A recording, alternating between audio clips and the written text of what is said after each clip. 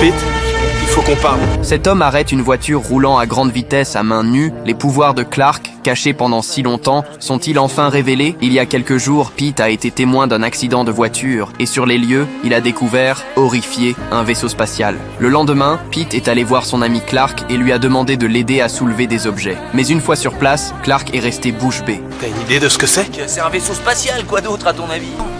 Allez, aide-moi à le charger dans le camion. T'as pas le droit de l'emporter. Eh Clark, autant que je m'en souvienne, c'est moi qui l'ai trouvé et toi tu réagis comme si cet engin était ta propriété. C'est chez moi qu'on va le mettre, point final. En voyant ce vaisseau spatial, Pete a pensé à appeler les journalistes, écrire un livre, tourner un film et atteindre les sommets de la gloire. Mais Clark a fermement opposé, posant ainsi les bases de leur rupture d'amitié. Clark est immédiatement rentré chez lui et a tout raconté à ses parents, et son père a décidé de voler le vaisseau pour éviter que l'identité extraterrestre de Clark ne soit révélée. Mais quand ils sont arrivés, le vaisseau avait disparu.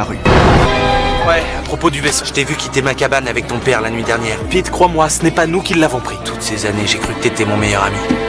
Pour sauver leur amitié, Clark décide de ne plus rien cacher et confesse tout à Pete. En réalité, Clark, doté de super pouvoirs, n'est pas humain. Il a toujours caché cela de peur que cela mette ses proches en danger. Pete, choqué, regarde son ami devenu un inconnu et peine à accepter la vérité. Plus tard, Pete, pensant qu'il connaît la vérité sur le vaisseau spatial. Mais je vous ai déjà dit que je ne savais rien. Je suis sûr que c'est faux. Vous pouvez planter votre aiguille où vous voulez, parce que je ne vous dirai jamais rien.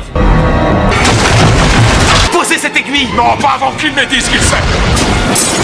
Clark est en réalité allergique au liquide vert et au lieu de sauver quelqu'un, il tombe lui-même. Heureusement, Pete parvient à se libérer à temps et ensemble, ils réussissent à s'échapper. Le voleur, quant à lui, meurt accidentellement sous son propre poison. Après cette épreuve de vie ou de mort, les deux amis finissent par se réconcilier.